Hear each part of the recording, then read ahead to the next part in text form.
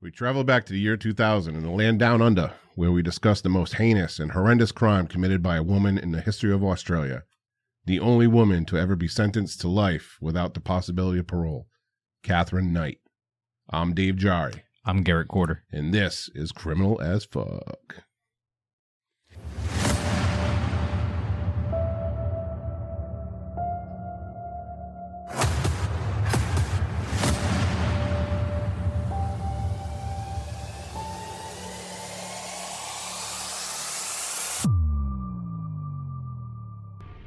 What's good, everybody, and welcome back to another episode of Criminal AF. Once again, I'm Dave Jarry, and with me, as always, is my co-host, Garrett Quarter. Hello, Garrett. So just a reminder that this is a true crime podcast.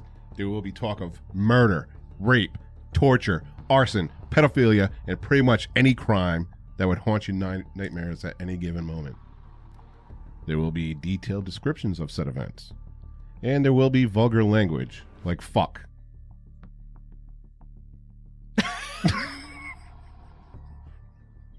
We understand that Criminal AF is not for everyone. Say that one more time? Fuck. Okay. Yes. I need Just so if you hear that come up, don't be surprised. Oh, stop. They all know what they're getting into. Yeah. So we just ask that you at least give it a listen. And if it's not for you, well, thanks for checking it out. But if it is, welcome to the debauchery. Here's chapter 1 of Katherine Knight.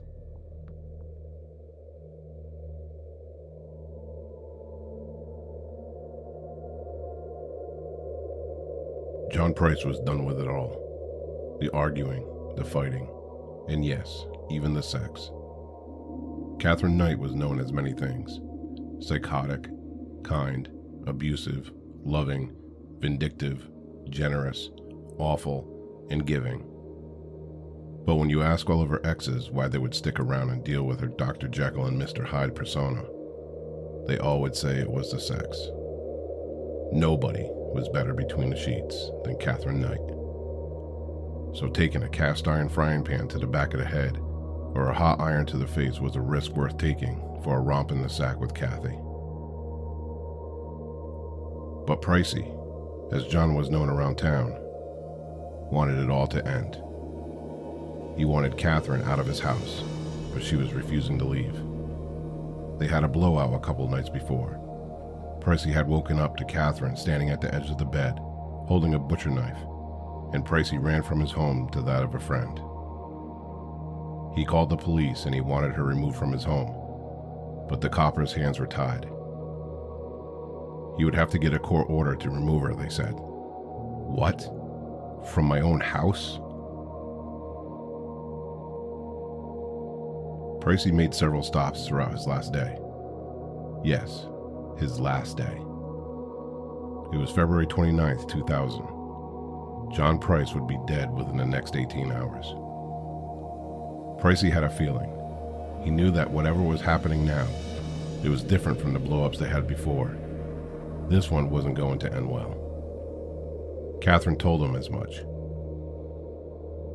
On his way to work, Pricey stopped at the Scone Court Chamber Magistrate to get an AVO against Knight, but in hindsight, it was too little, too late. Pricey told a co-worker that if he didn't show up for work the next day, Katherine had done him in, showing him a now healing stab wound to Pricey's chest. The co-worker begged Pricey to stay elsewhere, but if he didn't go home, Katherine would kill his children. When he arrived at his house on St. Andrew Street, Katherine's vehicle wasn't there. He could breathe a small sigh of relief. She wasn't anywhere to be found. No one was. Apparently, Katherine had sent his children for an overnight stay at her daughter's house. At least they were safe. Now he could relax a bit. Pricey went to a neighbor's house to hang out for a while and drink some beers before turning in around 11 p.m. Pricey drifted off to sleep. He was awoken in the early morning hours by Katherine, wearing some new lingerie. It was typical Katherine behavior. Threaten to kill everyone in sight, but eventually feel bad for saying it and offer sex as an apology. And for Pricey, maybe he wasn't done with the sex part after all. Once their lovemaking was finished, Pricey snuggled back into bed and shut his eyes. He was awoken a second time, with a knife in his chest.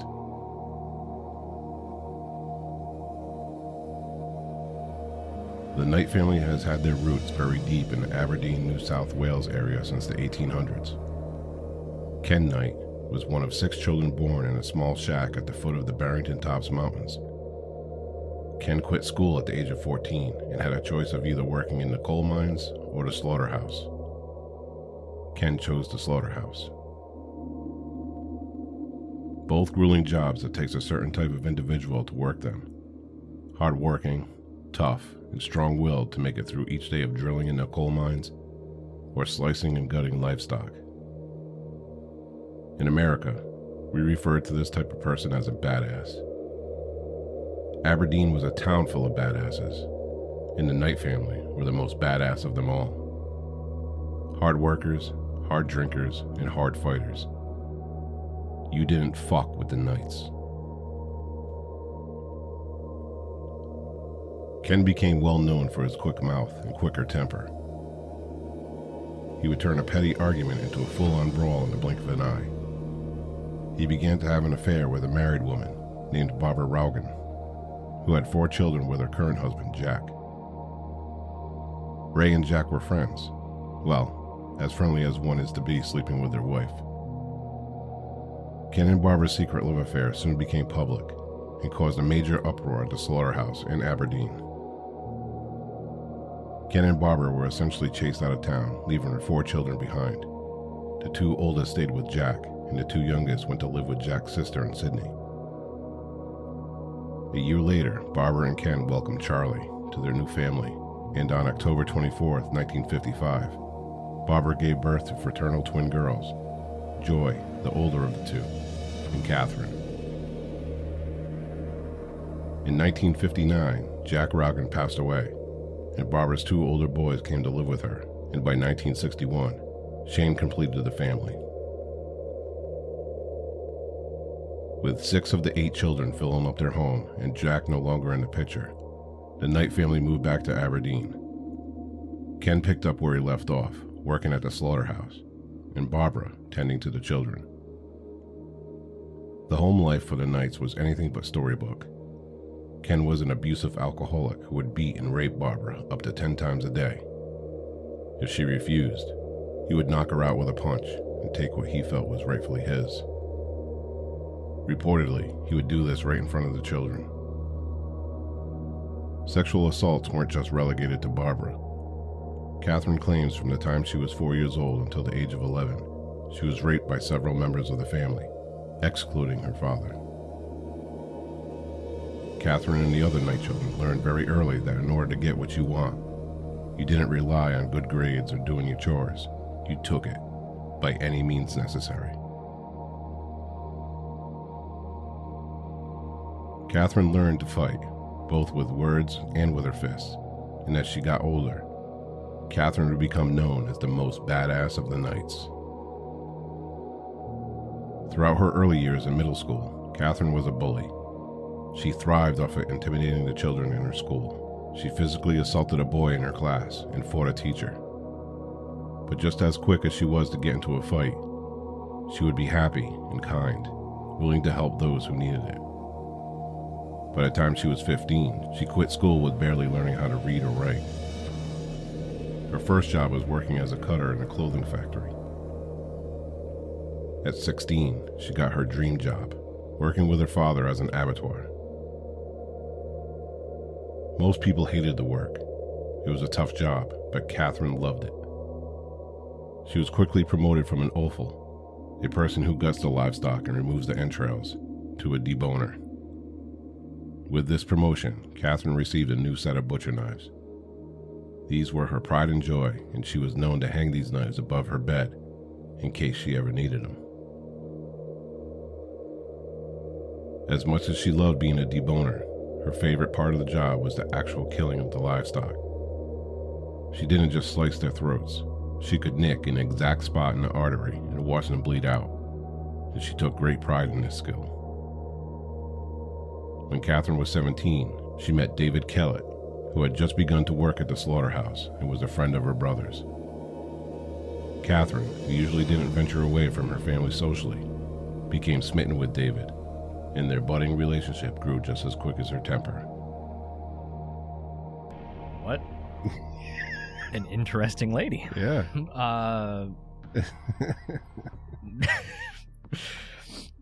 Nobody was better than...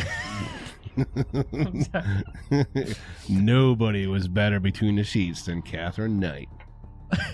That's funny. So taking a cast iron frying pan to the back of the head or a hot iron to the face was a risk worth taking for a romp in the sack with Kathy. Definition of a toxic relationship. Oh, yeah. But he could not leave it. No. Oh, man. Like, he loved that that's shit. too good. He too loved good. that shit. He loved Kathy. Yep.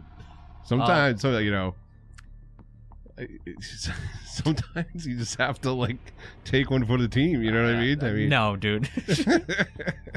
This girl was... She enjoyed working at the slaughterhouse. Yeah. What is this? Texas Chainsaw Massacre? Jesus. No, very interesting woman. Now the whole thing with now you got to think of this town. It's basically two jobs in the entire town. Yeah. There's the coal mine and there's a slaughterhouse. You know, and the coal mine was actually the preferred choice to work at. You know, so like the slaughterhouse. That's telling you something too. You rather get black lung than work in the slaughterhouse. Exactly. So, like, to work at the slaughterhouse, you had to be like a particular kind of person. You know what I mean? Dude, she loved it. Yeah, and she freaking thrived. She's like slash dash. You know. Yeah. Now, in this town, you know, you gotta think. You know, people are cutting up freaking animals all day long. They're working in freaking mines. You know, you're gonna have like a lot of roughnecks, you know, in this town. And I mean, that's all it was. It was predominantly just these, you know, these professions. So everybody in this town is pretty much a fucking roughneck, you know. You just don't want to roll into town and walk into the pub and be like, yo, what's up, motherfucker? You know what I mean? Because you're gonna get fucked up. Now, the Knights, out of all this town of badasses, the Knights were known as the badass. You know, you didn't fuck with the Knights, you know? Yeah, you also didn't, their own... Yeah. No. And Katherine was known to be the queen badass of the Knights. Like, as she got older, like, she was fucking tapped, you know? Like, if you crossed her in any way, like, she would fight you like a man. It's crazy too when you look at her picture because she looks like a typical 80s mom. Yeah. That goes like and takes those glamour shots at the mall and shit. Like she doesn't look like when like you hear the story and you're like, and then you see the pictures of her and you're like, what? Yeah. It doesn't make any sense. Yep. Now her poor Pricey, he looks like a straight up Australian if there's anything could. Right. He's got teeth in his hat. He would be a stunt double for Crocodile Dundee. Yeah. At the same time, like, if you crossed her, like, she's coming after you. Yeah, you're not getting away with it. But on the other hand, she was known to be one of the most kind and giving people. You know what I mean? So there was definitely a Dr. Jekyll, Mr. Hyde going on here. And I think it resulted... Maybe a little bipolar? Well, yeah, that too. But I think it resulted from, you know, particularly men. You know, she had like a real problem with men. Like, her mother, like, hated sex, hated men, and she made it fucking known. Yeah. And she witnessed that stuff too. Right. And the young age. age. The father would rape the mother up to 10 times a day in front of the kids. Yeah. Not even giving a shit. Knock her ass out, fucking take her right there at the fucking kitchen table. You know? Jesus. So in normal day to day, like, Katherine, you know, like I said, should be giving, you know, help other people. But when it came, that switch. Yeah. But as soon as you crossed her or she felt crossed, you better like run, because she will. I mean, yeah. Imagine waking up to your significant other with a butcher, a butcher knife. Like, oh, you want to run your mouth? Yeah. No way. What'd you fucking say to me? Yeah. Also, too, you know, first step when you look at the story, sexually abused as a child, just like every other story that we've actually done on this podcast. Mm-hmm. It's so sad that no one was there to protect those kids. I also love the fact that she was the bully in class too. Yeah. Like normally, like, you know, vice versa, like they're usually the bullied kids in school. No, Yeah. she was the bully. Right. She was the one who was doing the messed up stuff. Right. Now, growing up, And she'd bully boys too. yeah, she fought a teacher. You know, a male teacher. You know, no, you don't mess around with her. You know.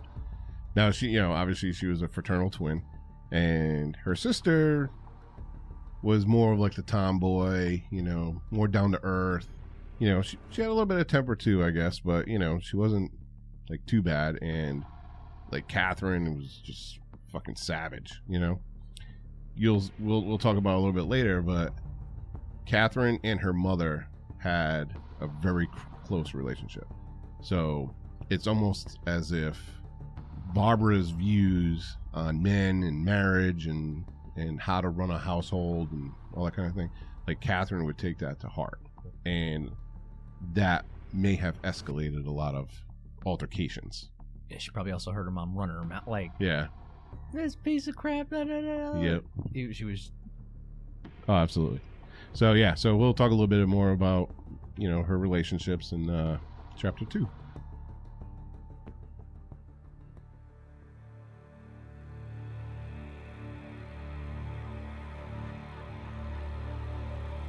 David Kellett was an 18-year-old wild child when he met Katherine.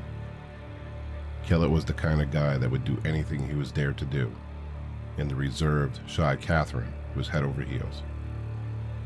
Kellett would say that Katherine was everything a man could ask for, and that remained the case for the first year of their courtship. On the day of their wedding in 1974, Kellett had been on a bender the previous 3 days and could barely stand. Katherine had to find him, and she picked him up on her motorcycle. Katherine's mother, Barbara, had warned Kellett, "You better watch this one, or she'll fucking kill you. Stir her up the wrong way, or do the wrong thing, and you're fucked. Don't ever think of playing up on her. She'll fucking kill you." The festivities continued well into the night. Kellett and Katherine consummated their marriage with a solid effort. They had sex 3 times before Kellett passed out from all the drinking. He was awakened shortly after with Katherine straddling his chest and strangling him. 3 times wasn't enough. Her parents, Barbara and Ken, had sex 5 times on their wedding night, and Katherine was insulted, and she would not be insulted. Kellett soon learned that what Barbara said to Katherine was the threshold as to which his marriage would be held. Their marriage was a roller coaster of Katherine being the model wife to becoming his worst nightmare. When Kellett was participating in a dart tournament at a local pub, Katherine had called the pub and told Kellett that he had 10 minutes to be home. Kellett finished the tourney, and when he arrived about a half hour later, all his clothes were set on fire, and Katherine had greeted him with a cast-iron frying pan to the back of the head. Kellett was able to make it to a neighbor's house, where he was then brought to a hospital. He spent a week in the hospital with a fractured skull. Katherine avoided charges when she apologized and promised not to do it again. By May of 1976, Kellett had grown tired of Katherine's violent outbursts. He left for Queensland with a new girlfriend shortly after the birth of his daughter, Melissa. The next day, Katherine was witnessed pushing her newborn daughter through town in a stroller, violently whipping the stroller from side to side, wailing and crying uncontrollably. She was taken in for a psychiatric hold and spent weeks recovering from this breakdown. Ted Abrams didn't like to get into anyone's drama, which is why he kept to himself on the outskirts of Aberdeen.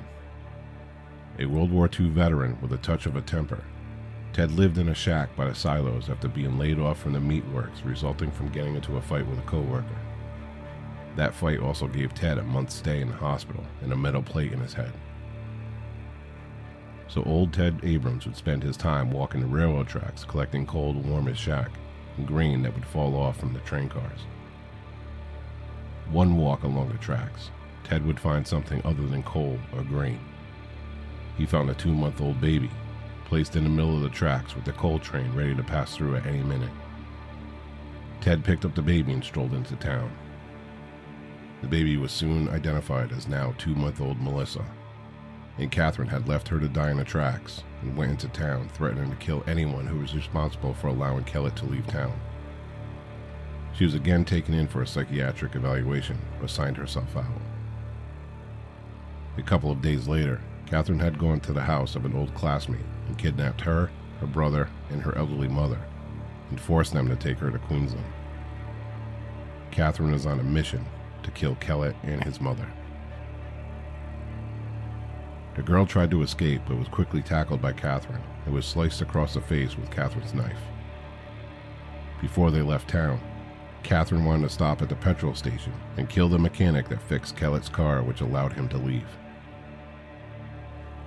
The woman escaped, and by the time the police arrived, Katherine held the boy by knife point and threatened to kill him.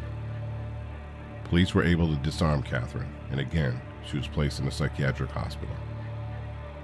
When Kellett got word of Katherine's breakdowns, he left his new girlfriend and moved back with his mother to care for Katherine. Their rocky marriage continued, but they were civil long enough to have a second daughter, Natasha, in March of 1983. By 1984, Katherine had left Kellett for good.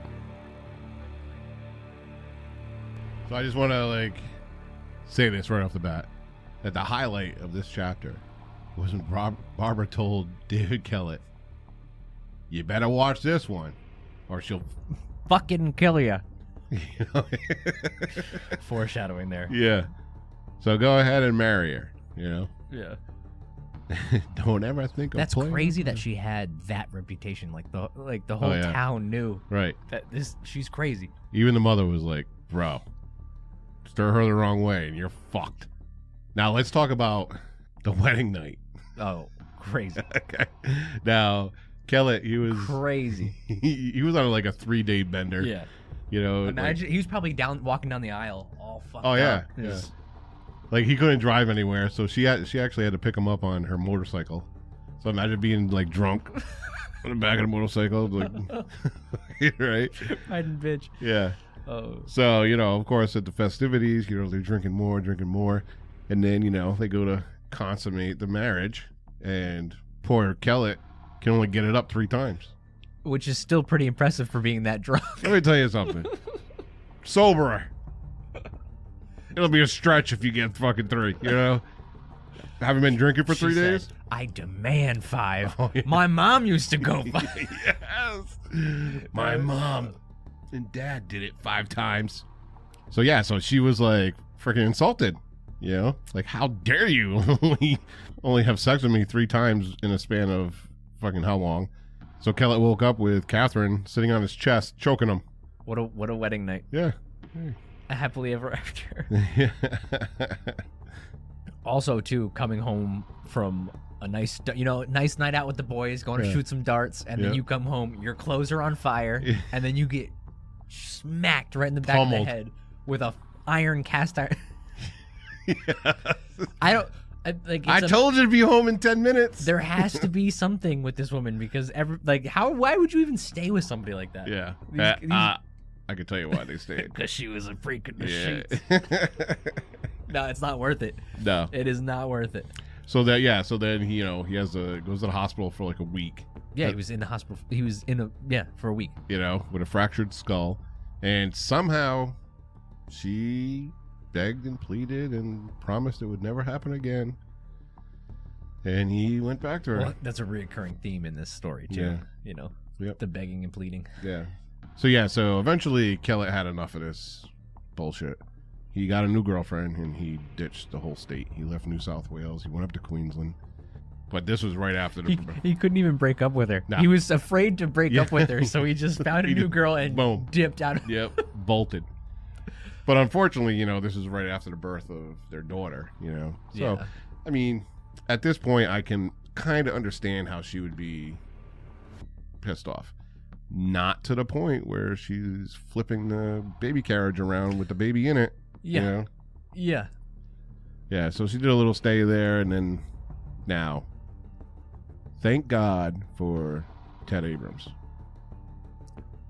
He's walking along those railroad tracks, sees a little baby sitting on a railroad track. That's crazy. And, you know, and this is like the coal train, you know, so it's on a fucking schedule. And apparently from all reports is that train was like within a minute of coming through. Do you think, like, since she had the reputation in town, do you think, like, when he walked, he was like, "Oh, I bet you that's I bet you that's Catherine's baby." Yeah, God, that's gotta be Catherine's baby. Damn it, Catherine! Yeah. Come on, not again. Kathy at it again. How many times? How many things do we not know about that happened in this town with her? You know what I mean? That didn't get reported. Yep. She was actually taken into the psychiatry ward for that, but she signed herself out. However the fuck that happens, but she signed herself out. Yeah. Oh, you tried to kill your 2-month-old and you were threatening people in town? Yeah, go ahead and sign yourself out. But that's, you know, that's just the icing on the cake. You know, she... Well, you missed two. No. Right after she got out of the psych ward, then she went and kidnapped her older classmate too, like 2 couple days after. Yeah. Yeah.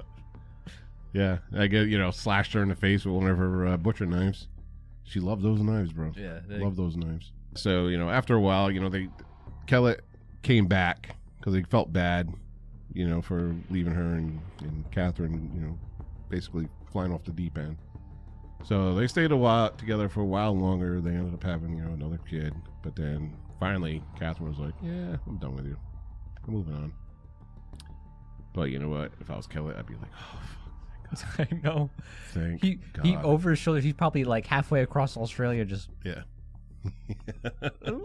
still looking over his shoulder. PTSD from cast irons. Probably to this day, he's probably like, "I know she's in jail. I know she's not getting out, but goddamn, she's probably gonna show up at my doorstep one day." Crazy. Yeah, that's crazy. You know, she moved on from Kellett and she gets into a couple more relationships, and we'll talk about those in chapter 3.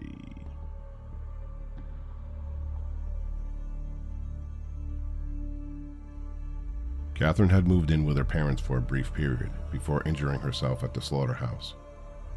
Unable to work, she collected disability payments and moved to a new house. In 1986, Katherine met Dave Saunders, a 38-year-old coal miner. A few months into their courtship, Saunders moved in with Katherine, but he kept his apartment. This would be a topic of contention between the two throughout their relationship. Katherine would easily become angry with Saunders, wondering what he was doing when they were not together, and questioning if he was bringing women to his apartment. Katherine would kick him out of her house time and time again, but would quickly apologize and beg him to come back. A year into their relationship, Katherine became angry with Saunders and picked up his 8-week-old dingo pup and sliced its throat, simply to remind Saunders of what she would do to him if he ever crossed her, and then hit him with a frying pan. They reconciled after this abuse, and in 1988, they had a daughter, Sarah, which prompted them to buy a house together. Katherine's taste in decorating was left to be desired, as she adorned the new house with various items such as animal skins, skulls, pitchforks, and machetes. Another blowout resulted in Saunders catching an iron to the face, enough to leave a lasting mark, and Katherine stabbed him in the abdomen with a pair of scissors.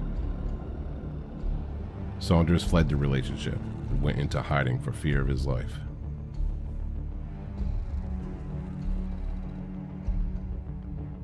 Katherine had become pregnant for a 4th time by former slaughterhouse worker John Chillingworth. Katherine had given birth to her first and only boy named Eric. Trying to make their relationship work for the sake of their son, it eventually fizzled out 3 years later when Katherine began having an affair with another man, coal miner John Price.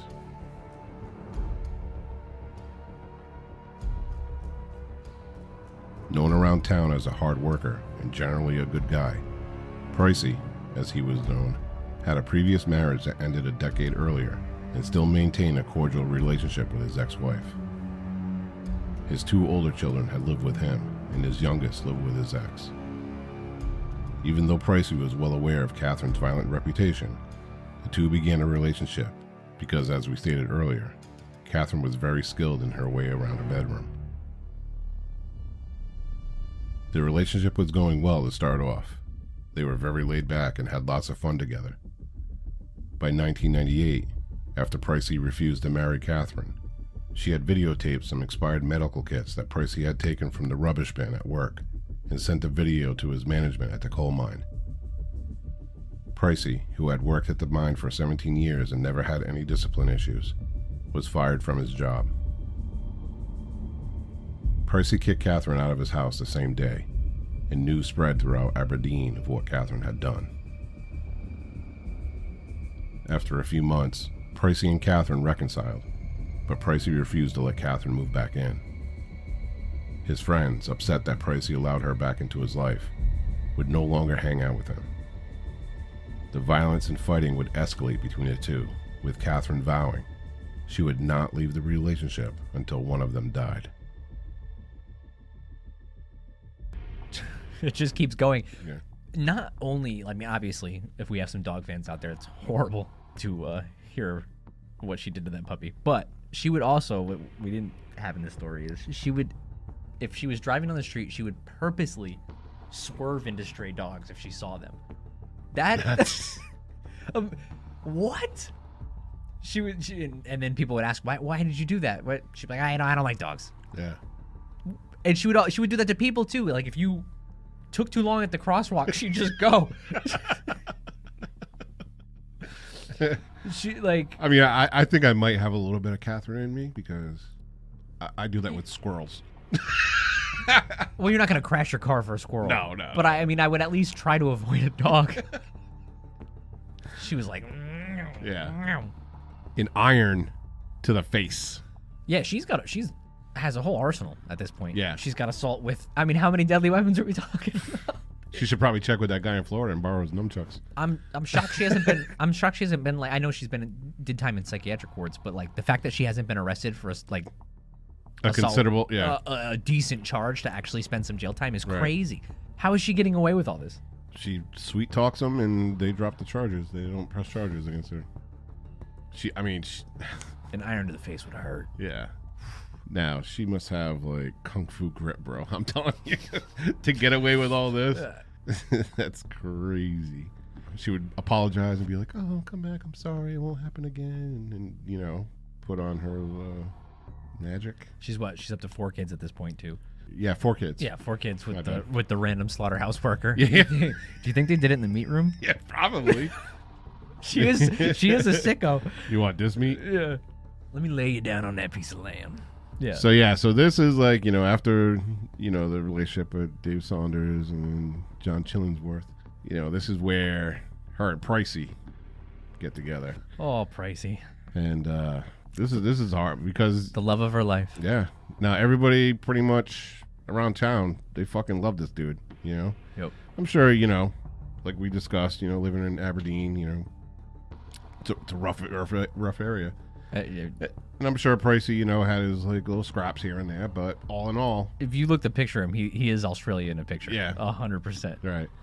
But all in all, he's a well-liked person in the town. Like he knew Katherine's reputation for violence and everything like that. There was another reputation that probably drew him in. So. That's what he was looking at. But yeah, so we'll go into a little bit more of her relationship with Pricey. And ultimately, his final downfall in Chapter 4.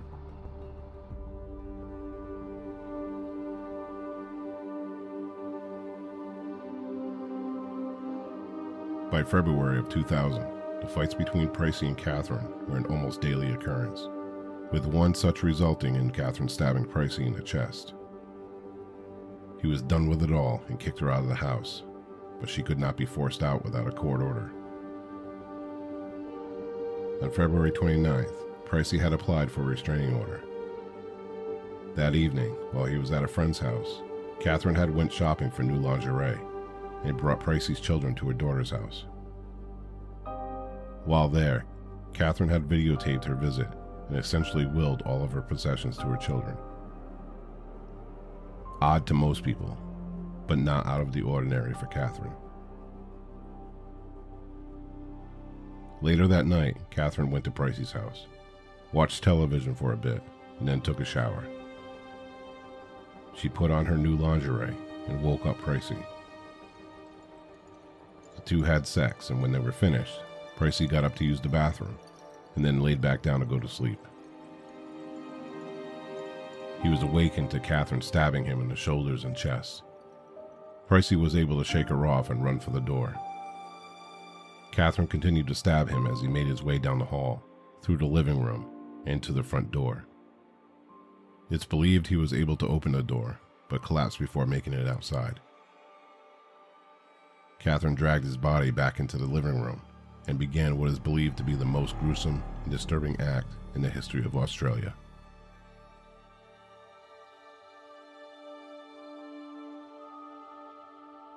At 8 a.m. the next morning, Pricey's truck was still parked in his driveway. Neighbors and co-workers who lived nearby knew that Pricey always left for work by 5:30 a.m. A co-worker had gone to his house to check on him and noticed blood on the front door handle. A neighbor came over and tried to look through the windows but couldn't see much. Police were contacted and they made entry into the house. It was dark inside, and the only noise that could be heard was the hum of the air conditioner. The officers could smell the rich, iron scent of blood as they entered into the living room and saw the blood-soaked body of a man. It appeared that he was decapitated. There was a curtain in the doorway that separated this room and the kitchen. As the officers pushed the curtain aside, their hands were covered in blood. This was not a curtain separating the two rooms. It was the full-size skin suit of John Price, hanging by a meat hook. In the kitchen, it appeared as someone had prepared a family meal. Meat and vegetables were placed on 2 plates, ready to be eaten. The officers lifted the top of a pot sitting on a stove, and inside was the boiled head of John Price. Searching further into the house, police discovered Katherine Knight, passed out and snoring on the bed. There were empty pill bottles next to her. She was brought out of the house and sent to the hospital to pump her stomach. So what in the hell happened in this house last night? After stabbing Pricey to death, Katherine, a skilled and proficient abattoir, masterfully skinned Price's body from head to toe, including his ears, nose, fingers, toes, hair, and genitalia, to create a perfect skin suit. The one spot of skin that remained on his body was the small square on his chest where she had stabbed him earlier in the month.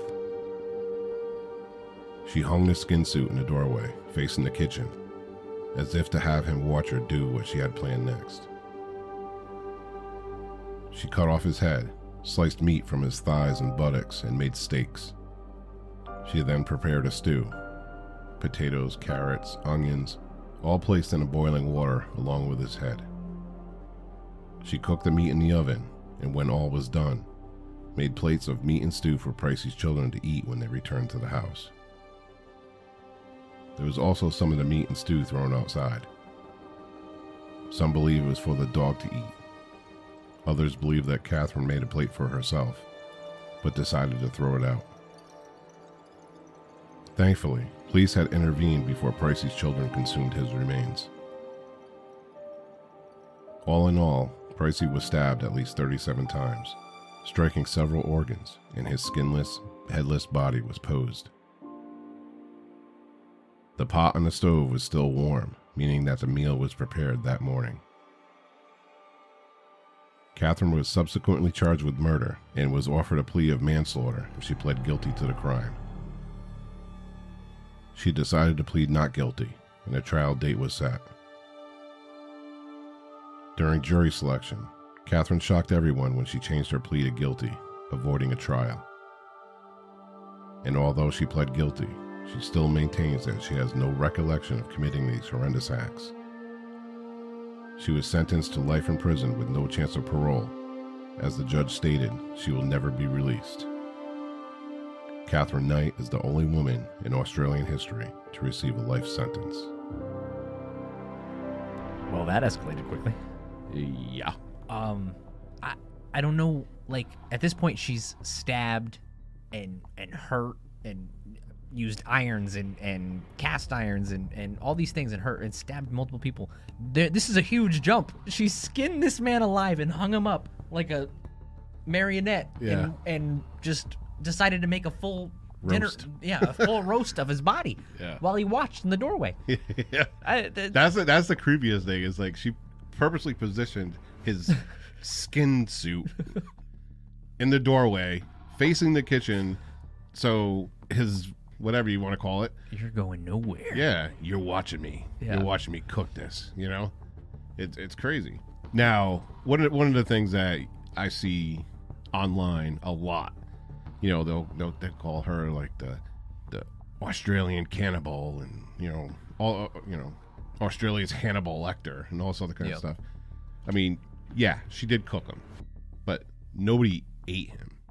You know, like nobody had, yes, it was put out for the kids for dinner, more as like a hot look what I did type of deal then. Right. So I mean, the police intervened before anybody had to sample his whatever, but so I just want to like put that out there, like if anybody ate any part of him, it was the dog. Oh, she definitely I mean, we know her history with dogs. She doesn't care. She definitely threw him some scrap. Here you go, you little bastard. That's crazy. Yeah. This woman is insane. Yeah. Insane.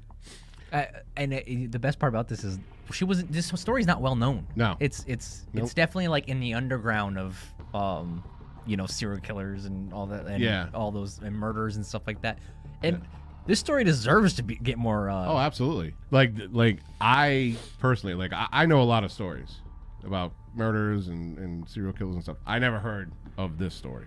Actually, somebody on TikTok, her name's Kaylee from Louisiana. Hello, Kaylee. She actually mentioned this to me, and I'm like, oh, let me look at, maybe we'll add it to the list and everything. And I started reading about it, and I'm like, fuck, we have to do this. This is like crazy. You know what I mean? Dude, imagine all those years being like a slaughterhouse worker. She probably carved that man up like it was nothing. Well, it says in here, like she carved him, like skinned him so perfectly. She cut steaks out of his butt. Yeah, and there was only one little spot on his body that wasn't skinned. Yep. And it was where she stabbed him previously that month as like a little fuck you. Here's your little souvenir. I didn't even think of that. I'm taking a rest. I didn't even think of that. You know Jesus. What I mean? Do you think that she actually wanted to kill herself, or was it like part of the? No, right? That's what I don't think so either. I think it was all part of the act. Oh yeah. No, she didn't want to kill herself, because if she did want to, I didn't mention it here in the story, but after she stabbed him and in the middle of the night, she went to the next town over and withdrew $1,000 from his bank account. Why would you withdraw money if you're going to off yourself? I don't know. I don't think she was in the right sentiment. After she stabbed him and actually took his life, her mindset was gone. Yeah. She whatever crazy was building up to this point. Yeah. The moment she realized that she killed him, everything came out at once. I mean, that's just my take. I mean, if you're going to off yourself, why bother going to the ATM? But like you said, who the hell knows what she was thinking? I'm going to get a little political here too. It's crazy that out of all this time, she's the only woman to receive a life sentence in Australia. That just goes to show you the difference in like how we handle criminal in America, like criminal behavior in America compared to other countries. Right. I mean, how many women do we have on life sentences? A lot. Oh, yeah. Now she definitely deserves a life sentence. She does not deserve to be. Yeah. She does not deserve to be anywhere near anybody. Yeah. But it's just. I heard she's like a pod boss. Oh, come on! Of course she is. Like she runs that prison. Why were they even letting her in Gen Pop? I know. She's the big boss. Yeah, but no, I mean, imagine the pile of ramen noodles and Pop-Tarts. And the little shower shoes that she's got. She's got Crocs galore to the ceiling. She's just handing them out. Oh, you want some shower shoes? Okay, well you gotta do me something. You gotta do me a favor. But yeah, I mean, in America, like the sentences are, I mean, we're used to them. Yeah. So life sentences are not that doesn't shock us at all. Right. But I mean, like, first woman ever to be sentenced to life in prison. Now, if you look in like South America, there's a serial killer that murdered over 300 kids, and he did a plea deal where he only served like 22 years. That's cartel. You know what I mean? Cartel influence is big on that one. But even what was it? Pedro. I'm drawing a blank right now. Pedro something. But yeah, I mean, he has countless of bodies, and he only served like 10 years. Yep. Like, all right, see you. You know, and nobody knows where he is now. He's probably off somewhere else, fucking killing people. But whatever. But yeah, like it's shocking that if this would have happened in the United States, yeah, but especially in a death penalty state, yeah, she would have been like, yeah, she would have definitely got the death penalty. Yeah, but at the same time, it's not really that shocking. No, no, I mean, we hear crazy stories all the time. I mean, that's what we do here. Yeah, that's true. It's interesting. It's just such an interesting story. This one intrigued me a lot. I'm glad that we came across this one. Yeah, this is really a good one. So yeah, so I'll do it for Katherine Knight. Thank you everybody for tuning in. I hope you enjoyed it. Just a reminder to become a criminal on Patreon. Visit patreon.com/criminalaf. Follow us on all of our socials. Leave us a voice message. Garrett, what you got? Also, too, Kaylee, thank you so much for the recommendation for to dive into this story. And guys, please, anywhere where you listen to us, our TikTok, YouTube, Instagram, any social media, leave us comments and give us stories that we wanted. This was awesome. This was a good one. This was a good one. And we'll definitely do them. We're reading everything, so just leave us a comment. And don't forget to go to www.magicmind.co/criminal, and don't forget to use your code criminal20 to get your subscription for Magic Mind. 40% off. Go grab it. 40. Go check it out. 40. All right, guys. Till next time. Take Later. it easy.